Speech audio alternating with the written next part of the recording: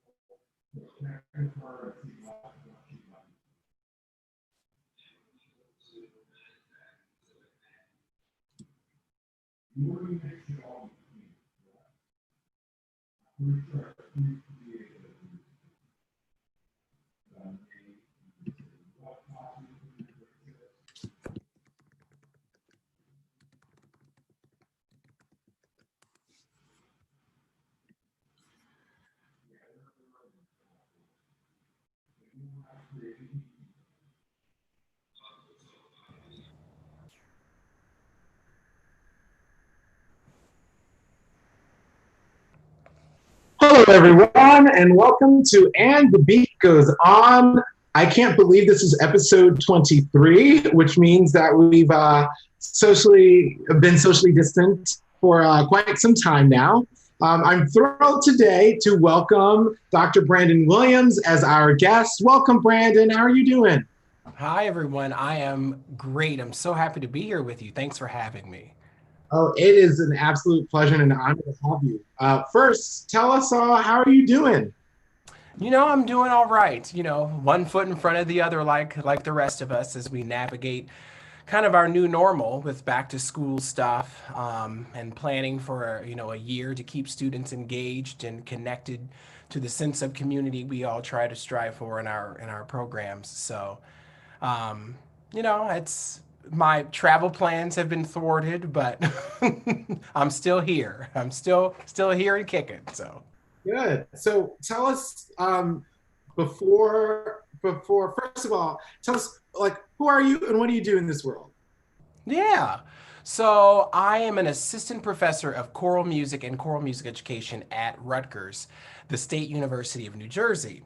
And I'm starting my 5th year at Rutgers. And I'm a Midwesterner through and through, born and raised in West Central Illinois.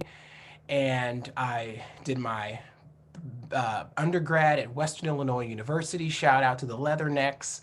Um, and then I got a job teaching in St. Louis, Missouri, and I taught middle school choir. I got a lot middle school choir and high school choir over a 10-year span.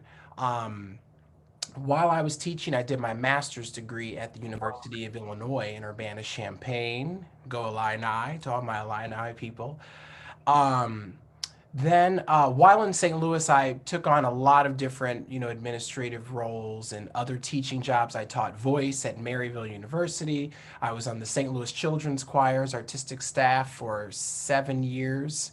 Um, and then I was an assistant conductor with the St. Louis Symphony in Unison Chorus, which is one of the community choirs with the St. Louis Symphony and or the community choir with the St. Louis Symphony, I'll say. And so I like to say I've worked with 8-year-olds to 80-year-olds.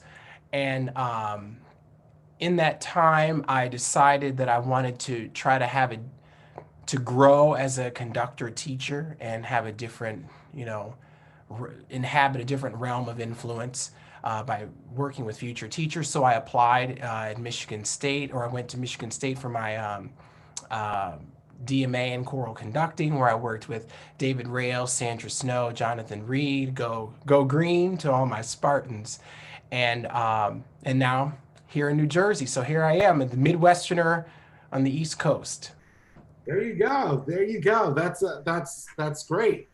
Tell us a little bit about this past spring when COVID hit. What was happening? How did it impact you? Your singers? Like what happened? Tell us about it. Yeah. So well, our paths crossed at the Eastern ACDA conference, where both of us had ensembles that were selected to perform. So congratulations to you, Ariane, for your work That's to with you. your ensemble. So we ended the year in March. Of course, we were gearing up for this presentation at Eastern ACDA in Rochester, and we did our performances, 2 performances on a Friday. I Everyone got on the charter bus to go back. I got on each bus, told them how proud I was. You're all great, all the hugs and feels and all the love and all the stuff. Said goodbye, and I didn't see them again.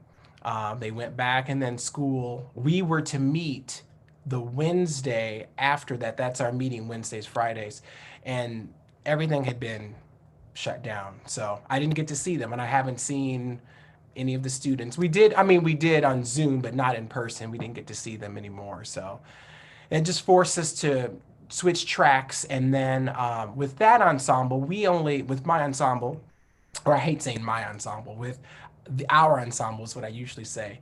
I had us gather for a Zoom just to check in with each other. We had put in so much work and effort preparing for that performance that we said, you earned your credit hour. So we did. I had some stuff in place to engage them if they wanted to work on some work in a piece that we'll program once everyone's back. But now we're gearing up for a year because we're all virtual here at Rutgers. So we're just gearing up for virtual choir and virtual everything else. Wow. Yeah. Wow. So, what did all of your non-ensemble classes, they all shifted online as well? What was that experience like? For this coming fall? For the past, for the spring. The spring. Everything went online. So I teach a vocal tech class that in the spring it's for vocal music ed majors, so that was online. Some of the classes translated fairly well to an online forum. Choir is one that doesn't translate as easily, but I mean, even in these past months, I just want to give a shout out to all the conductors and teachers and the people who have led, discussions such as this and all the work you've done to share resources so that we can keep our ensembles moving and keep that sense of community going. There have been so many movements and so many groups doing work. So kudos to everyone who's done that work, who's made the job a lot easier come the fall for those of us who are doing choir online. But yeah, the classes that are maybe a bit more expository in nature or easy to a little easier to to do online, but it still doesn't replace being in person and moving your hands and reacting to sound in space and in time. So Yeah, I'm sure you miss it. I'm sure you do. absolutely, absolutely.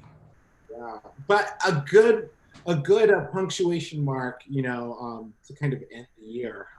I personally, having finished in Rochester, I felt like, well, if we had to shut down at any point, I'm glad it wasn't.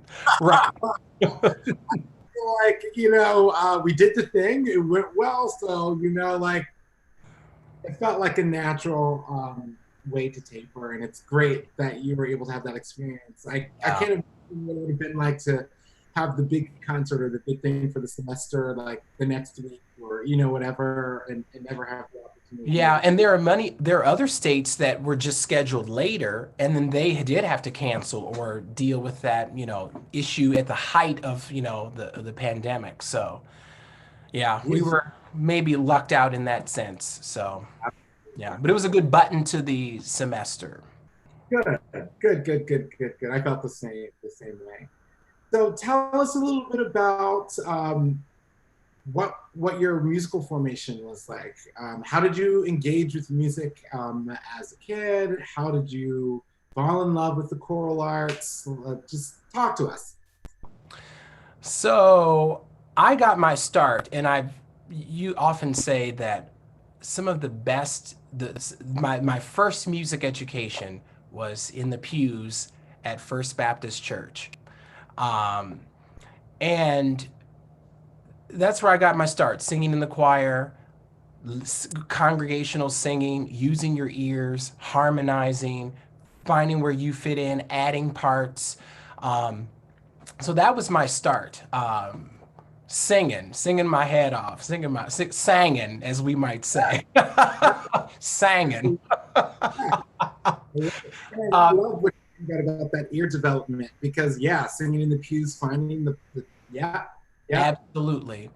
And I, of course, and in the town where I grew up, we had a really robust music program, a very strong music program, and I went through. I mean, I started on the trumpet at one point, and that didn't go so well. And so I started on the trumpet. I just don't think I was ready to play an instrument. I mean, I would forget it.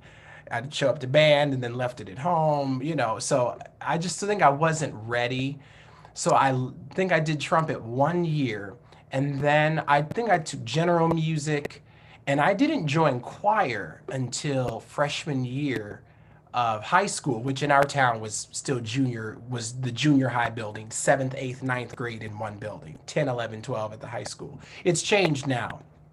Um, but I didn't join until I think second semester of my freshman year of ninth grade is when I started. Did you just hear the choir and say, I want to do that? Or were you like, how did it, like, how'd that happen? Yeah. So I had my friend Lee Dodd, Michael Lee Dodd. We ate lunch together, and he was in choir, and his mom was a music teacher in our town. And I think I was singing. I probably always sang, always. And I'm pretty sure at lunch someday he said, "Brandon, why aren't you in choir? You should join choir. You need to go talk to Kathy Dooley and join choir. You should be in choir. Just go talk to her after school, whatever." So I did that. Hello, Kathy. I think she's watching. I saw her checking on Facebook. And I think I remember talking to her, and then she maybe listened to me sing a little bit. I don't remember that exchange, but I was in choir. after that. So I was bitten by the bug. And then, I'm sure I mean, it's usually after the choir, then you're in the musicals, then you're in the plays, then you're in the show choir. I was in, then I joined band.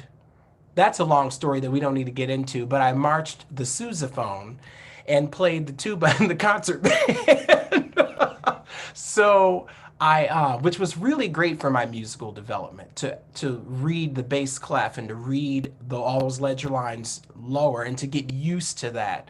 Um, so I had that experience. So at one point, I was in the show choir, the concert choir, the pep band, the marching band, the madrigal singers, the play, the musical, the new faces, the the showcase of excellence, all the things. I was way involved and worked at McDonald's. So Mhm. there. So And so when did you decide like college for music? I yeah. got to do that. And what was like did you have support from your family? Or were they like, yeah? Or were they like, maybe? Or were they like, ooh. Right. So for me, I wanted to be a science teacher, like do something in life science. I wanted to teach biology or anatomy and physiology or something. That's something else that I love. And I don't know, it was late in the year I decided my cousin went to Western Illinois University. So and it was fairly close to, where we lived, to our town. So I thought, well, let me look at Western. And I knew Western because I had been in district choir, and our district choir rehearsed on campus at Western. So I was no stranger to the campus. I was no stranger to Dr. James Stegall, who was the choral conductor there, my first teacher there. Um, and so I applied and put together an audition that was, I'm like, I don't know what to sing. I don't have any art songs. I had been singing in show choir and the concert choir. So I had tenor parts and I knew a lot of musical theater songs, but I didn't take private voice lessons. So I wasn't versed in what would be appropriate for, a college audition. So my teachers, somebody, I can't even remember who, gave me Bright as the Ring of Words, the Vaughan Williams from the Songs of Travel. So I prepared that and sang Wheels of a Dream from Ragtime and found a friend to play the piano, Brent Arnold, and um, and got in at Western. And that experience says a lot. That might come up a little bit later on in our discussion, but I'm grateful that faculty at Western, and they're not the only ones, but I'm grateful that faculty saw something in me. They saw a willingness to learn because I didn't come in like some others who had been studying voice since seventh grade. My friend Susan Singley, one of my dear friends, I think she started singing in seventh grade, just studying voice formally, and I was just new to everything. So I just kind of felt behind and felt like I needed to catch up with all these other people, my peers who, had been studying for so long. And but that was the reality, and I'm just grateful that the faculty saw beyond. I mean, a musical theater piece was fine. You could substitute a musical theater piece for an art song. So I'm just grateful that they saw a lot of potential, and here I am, Dr. Brandon Williams today. That's amazing. That's a great story. And what do you think? What um, what were what were some of the kind of best experiences? When you were in church and in the pews, or like what did you really take from that kind of experience? From that kind of church tradition of singing. That's a good question, Ariane, because it it's a deep question, and it can go lots of ways. Um, I I think growing up in a more charismatic worship style, Mhm. um, you learn to appreciate you have a certain sonic ideal in your head of what good singing is and what feeling a song means and what transmitting the emotion of a song means. And that doesn't translate to it didn't translate to school and to university. So, I mean, one of my favorite singers is Patti LaBelle. I'm a Patti LaBelle fanatic. I love her voice, and I have been since I was a little kid. Patti, if you're watching, I'm a big super fan here. She's not. I'm sure she's not. But um, I, you never know. She lives in this area around she's not here. far, right? But I think it's just hearing the way hearing Vivian Wires, Sheila Jones, Barbara Holiday. I still remember them, and I can hear these wonderful singers in our church, hear them sing. And I think that you cultivate a certain sound in your head. Like that's what good singing is. And with the dangerous part is what happens after that, how that's trained out of you Mhm. on some levels or discouraged or demonized as you become learned, um, and that's the deep part of that. How we Yeah. how we treat people who come from that background. And I'm not saying I've been a part of the system. You teach how you're taught. You teach what you were taught. Um, but until you know better, hopefully you know better, you do better. And I think that's a part of the reckoning that we're all dealing with. It's on some level in the world of choraldom. I would agree with that. I think there is so we're definitely having this reawakening to racial and social injustice, in our country, and I think it is in some ways there's a silver lining in every cloud, right? And that the fact that this is happening during the pandemic when Black and brown folks are certainly dying at higher rates than their peers. And so with these dual crises, and this kind of reawakening to this injustice or this inequity, I think it's a good time now for us to be reflecting, because we can't go and travel as much, and we can't do as many of the things that we're doing. So I think it is a really great time for us to reflect. And during this time, I have been also just reading everything I can get my hands on about music acquisition and early music learning, and certainly the writings of Edwin Gordon, and which I love, music learning theory, and I think it's really relevant. But as I kind of reflect on that theory, it really says that, we need to provide more experiences for folks to experience music and experience good music, and to really develop this ability to audiate. And I really think that, there's a lot of merit to that. And, you know, his method is very much so, it's not really a method, but really more of his understanding of how we grow and develop as musicians and cognitively grow, is that we need to develop this ability to hear and listen. And that we then kind of, expand on that. And then we should teach notation, and then we should teach form, Yeah. and then do all of that.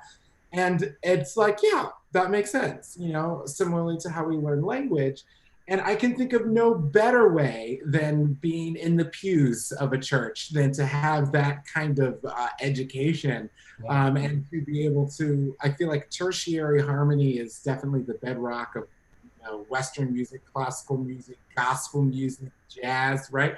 All of it's tertiary harmony. And so I wish there were a greater emphasis on that, because then when you go to college and you want to do dictation, and you do ear training, sight singing, oral skills, it's almost like you're trying to relearn those skills that could have been really well learned if you had that kind of experience. So it's like it's trained out of you, but then you're trying to train those who have not had that experience to then have these skills at an advanced level. When it's like, well, wait, maybe we should reorder these, and how then do we provide more experiences like that for folks who might not come from like the Black church tradition, and then Right.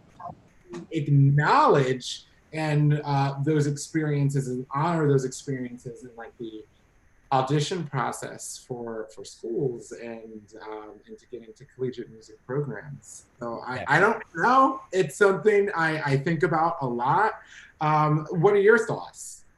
Well, I am thinking about it a lot right now because I'm on a task force. Well, I wouldn't call it a task force. I'm on a committee that is dedicated to looking at um, issues of diversity, equity, and inclusion in our own department. So we've just spent. It's really so. If anyone is watching from that committee, any of my wonderful colleagues, um, shout out to all the work that we've all done throughout the semester, reflecting and thinking about how we can make changes to make sure that the doors or everyone has access to the experience and that the doors are open for everyone.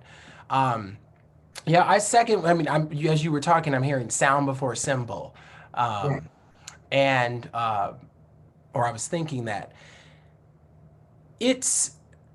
I think there's a balance. There's a balance, and it's also honoring or being relevant to the musical lives of your students. When you think about being relevant to their musical lives, that forces you to think differently about music education, I would say. Are we being relevant? What are we offering? And I can hear Bennett Reamer, I think, when he wrote about advocacy, he said, why are we advocating? Are we offering something that people don't want? No. Yeah, that's a good point, right? Um, but I mean, and we have to look at what we're offering because, and see who is being excluded or who doesn't have access to the education or to that learning because of their background. So I think that's a conversation that's being had across the country. And I really think that one thing that I think is important is that if you are teaching in middle school and high school and all that, that it is important to not, we can get carried away with wanting to do SATV, DVD, and all of the fun choral music in high school.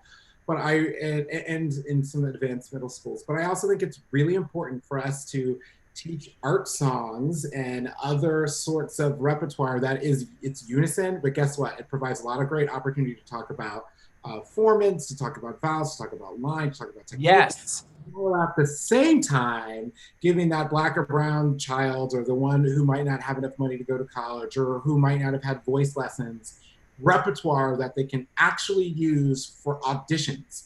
And I feel like if we're not doing that, then we're not really doing the job.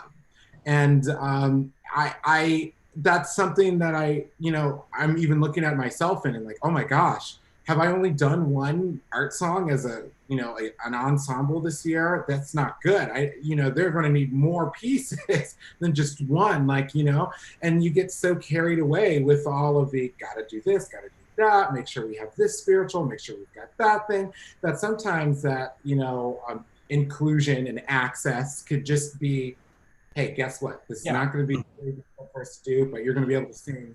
You're going to have, if you've gone through this choir for a couple of years, you're going to have repertoire for a collegiate audition. Yeah. And some of that is self-imposed, the feeling like we've got to do this and got to do all the, as you called it, the staple choral things. No, I mean, it's thinking about the whole program and what you want your students, how you want them to come away as well-rounded individuals. And we don't, I mean, and I find that anyone who's just programming things just to say they did this big piece is probably it's more about ego than it is about education. It's more about them. And I mean, I'm a big personality, but I really do try to get out of the way and let the students and the singers take ownership of the music. Um, but but back to what something you said about art songs or whatnot. This is Kathy Bott. Shout out to Kathy Bott if she's listening. Kathy is a wonderful teacher in Missouri, and I think she's the National ACDA membership chair. I I think she has that role right now. She had that role in Missouri for a number of years, but it was Kathy Bott's. I don't think Kathy knows this, but she did programmed The Call. Here we go with more Vaughn Williams, but it was The Call with her singers on a Tantera or an MMEA, Missouri Music Educators Association performance. And I remember this was one of my first years out teaching, and I go to the conference, and this is one of the featured choirs, and they got up and sang The Call in unison. It was stunning. It was beautiful. And that was the first time when I thought, what? They're doing a solo song? What, can you do that? Are those in the choir rules? You know. Right. Um, but ever since then, that that experience, forced me to do that with my students, or encouraged me to, it's kind of set me free in a sense to do that with my students. So I programmed solo pieces with the whole ensemble, because you can just work on, and there are pieces that are arranged for choir. Dr. Doreen Rao has a lot of those unison pieces, and where you can teach a lot of the fundamental stuff. But that's also why I did do a lot of the arrangements and additions that I do, because they're just great. It's beautiful music that I learned in college that I thought would sing well in an ensemble setting. So I just arranged pieces. And at worst, you may have learned the soprano two part, but it's really the essence of the music, the melody, the text, the accompaniment is the original, and I've just usually added two or three parts.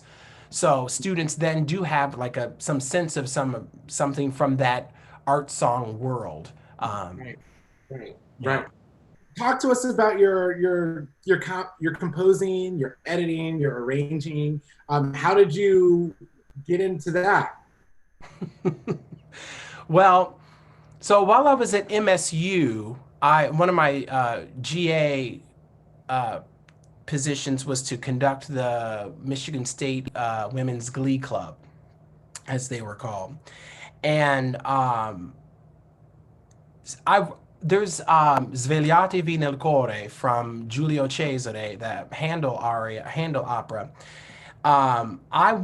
There's an aria from that a friend, Bina David, it's so funny because you just remember names. You may not see these people or talk to them often, but you just remember the experience that you had with them and with them singing a certain song. She sang that piece, and it was like in an opera scenes thing that we did like freshman year. And I'm like, I love that song. That's great. And I came back to it many years later. I thought it would sing well in an ensemble setting. So I just arranged it. I put it in, finale, and did an arrangement. It's public domain work. And I asked Andrea Ramsey, who's a very dear friend of mine, to look it over. We were going back and forth about something. I said, Andrea, would you look at this and just tell me if you think it's awful or not? And like, because I thought about programming this with the Women's Glee Club. And she took a look at it and she said, Brandon, this is great. And she said, I'm tempted to do this right now with one of my ensembles. This is really good. And I thought, oh, okay. So I did another, and then I got it. And then Henry Leck picked up, started picking things up for his series. So I owe a lot to Andrea for just giving me a little boost and some advice also, but I owe a lot to her for just saying, yeah, this is really cool. I love this. So that gave me the little boost that I needed to do that kind of work. Now, do you find that you enjoy arranging and editing more, or do you kind of prefer the creative process of creating new music? I like both. Of all the stuff of my stuff that's published, the arrangements outweigh anything that's more original. But I'm some people, this is their livelihood. They are composers, and they're making money to this is they're supporting themselves with their craft, as they should. And but for me, this is not something that I do as my full livelihood. This is just an extension of what I do. I enjoy doing it. I do it for fun, original stuff, and arrangements. I did a commission for a church and community honor choir.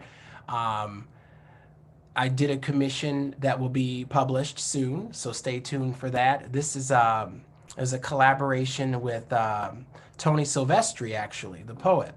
So that piece that we worked on together will be published in Andrea's series, so stay tuned for that.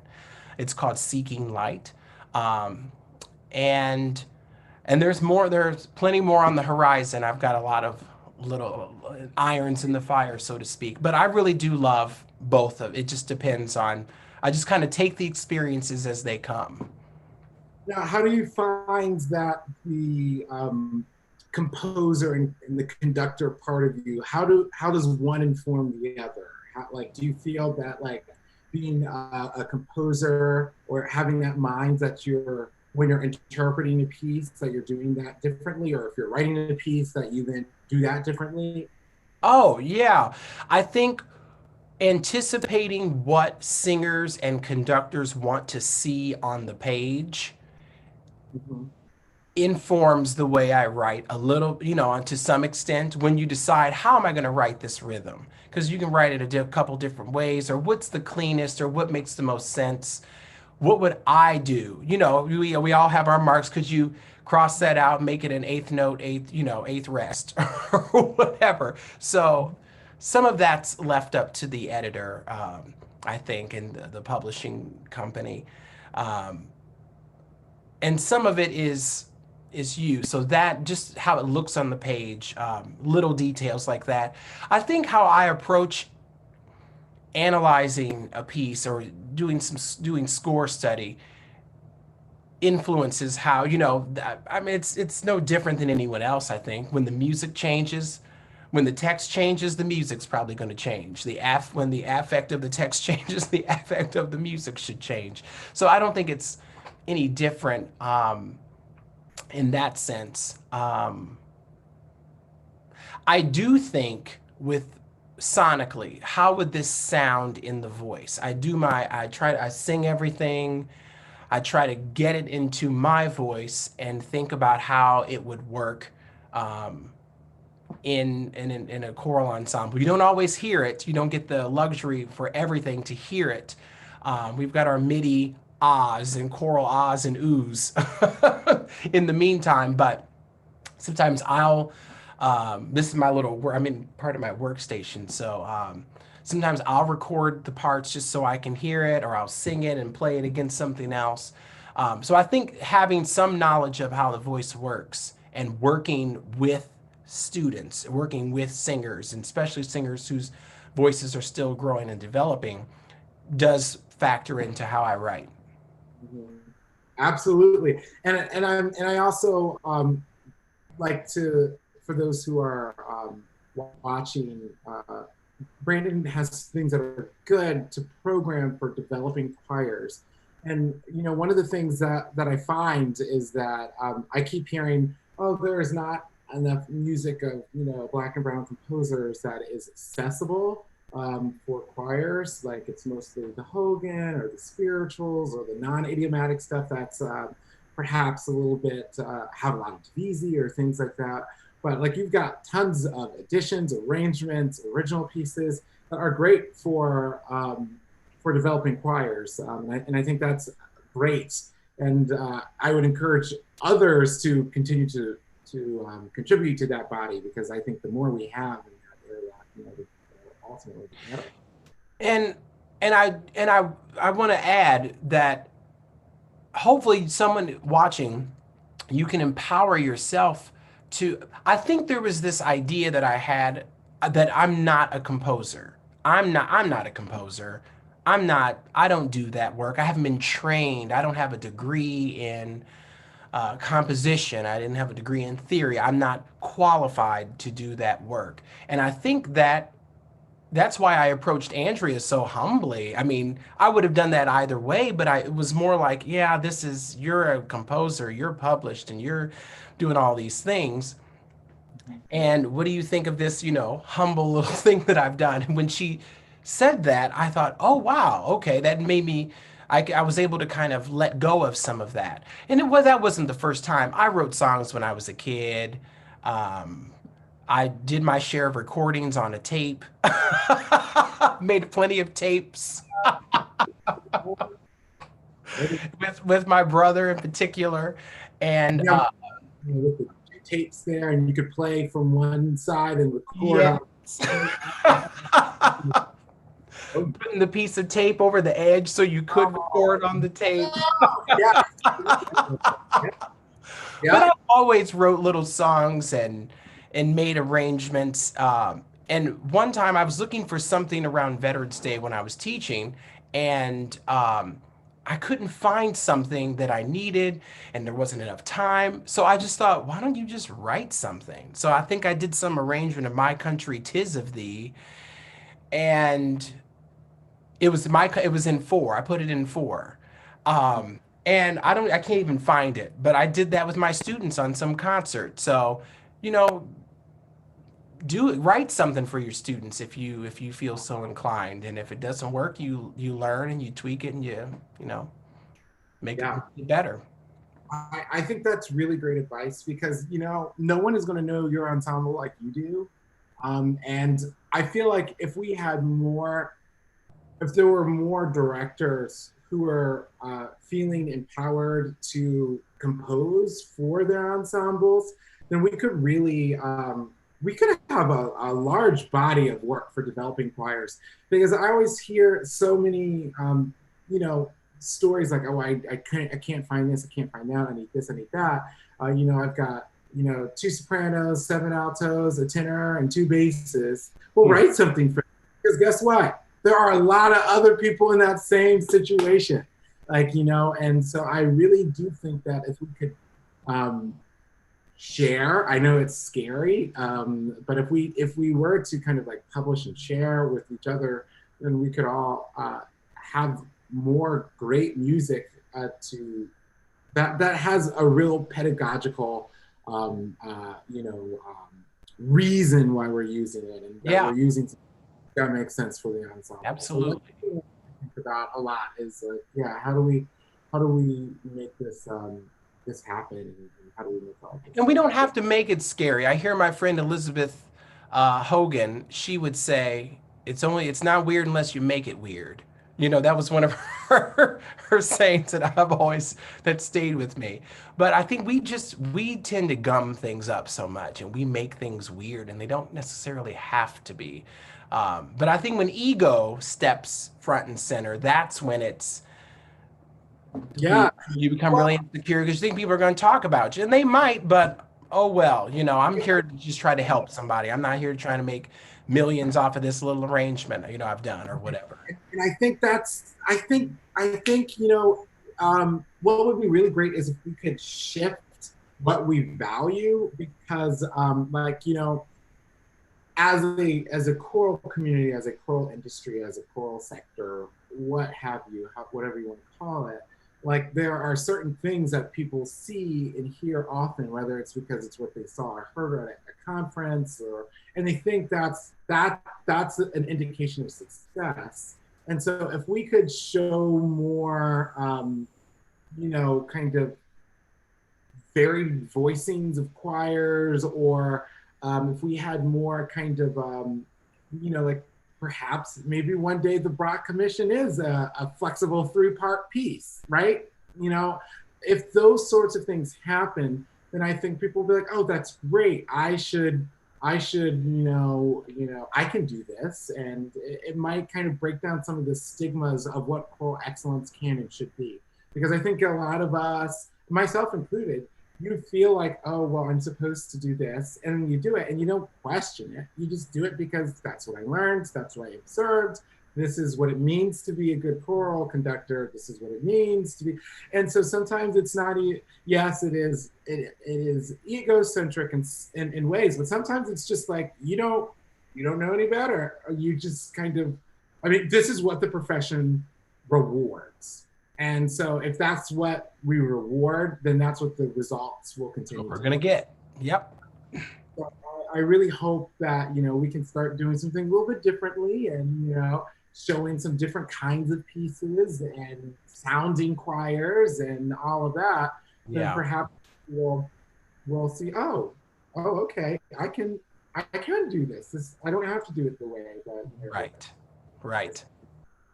So, but Right. I don't know. I don't know. I really hope that we can move in that direction.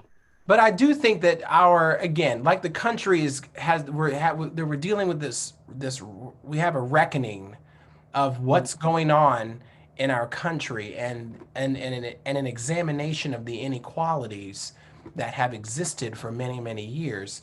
And I think that has trickled down to so many fields of study, and music in particular. We've had so many conversations about this, especially in the last 6 months.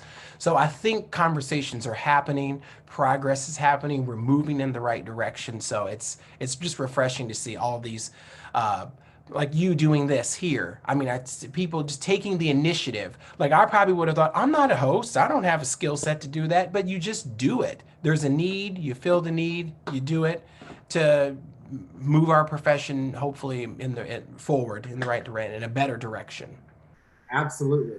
So tell us. I know we're running short on time here. Tell us, what are you doing this fall? What are you doing with your ensemble? So this, first of all, we didn't even talk about your ensemble, the Voorhees. Like, what is it like conducting Voorhees? Like, for those who don't know, it's a SSAA ensemble. So what's it like for you to be conducting not as an SSAA singer? Like, tell us, what's that like?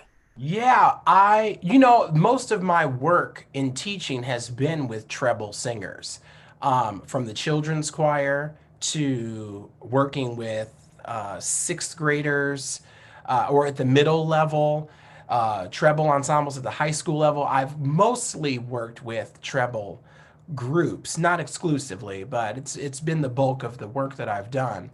And I'll say the Rutgers Voorhees Choir is one of the highlights of my week, and one of the highlights of my teaching. I mean, I love all of my teaching responsibilities because I'm just so perfectly fit for what I get to do, and I know that not everyone gets to do those things that they feel they're just perfectly melded and molded for, excuse me.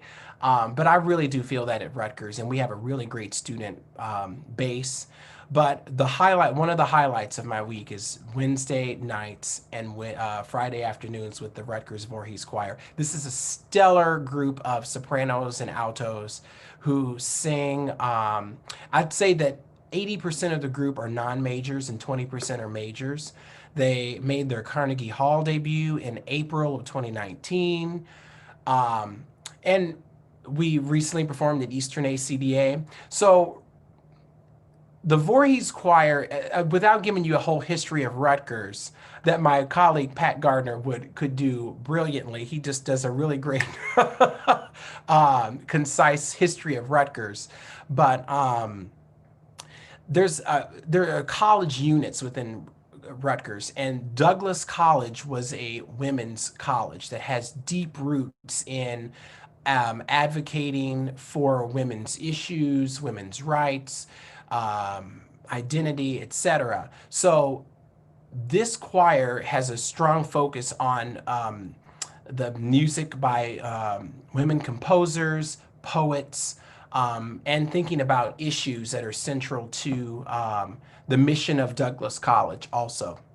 So to Dean Jacqueline Litt, I thank her for her continued support at Douglass College. So that's kind of our focus somewhat there, and it's just a really great group of smart and funny students who they keep me on my toes, and maybe I keep them on their toes a little bit, but it's just great to Yeah. create a sense of community with those singers. They mean a lot to me. Awesome. And so, how are you going to interact with them this fall? Like, Oh yeah, this fall.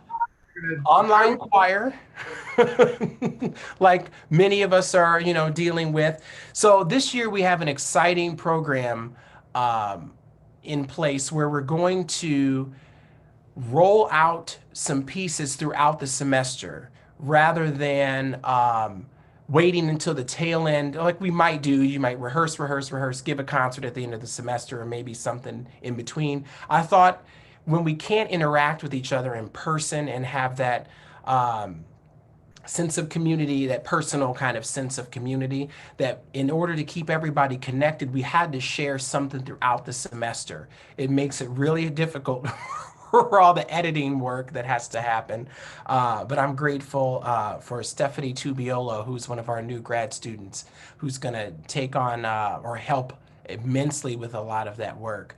Um, but we're planning a set of pieces that are going to be rolled out throughout the semester. So we're going to sing to our devices and submit audio and video and put it together and make it work. And then of course the other classes will also be online. So a lot of Zoom, a lot of WebEx, and a lot of teaching, imaginary teaching to a group when there's a sound delay. So we're making it work as best as we can. Nice. Well, we definitely will be looking forward to some of these fun creations, videos, and recordings. Absolutely, yes. I'm super excited to share our work. Absolutely. Well, we're all out of time for today. I am so grateful that you took the time to chat with us. This was a lot of fun. Well, this was great. Thank you, Ariane, for hosting this. This is really great. You feel a space that's necessary, and you're a voice that's needed in the field. So thank you, and thank you for having me. Thank you. Thank you for joining us. And everyone else, we'll see you next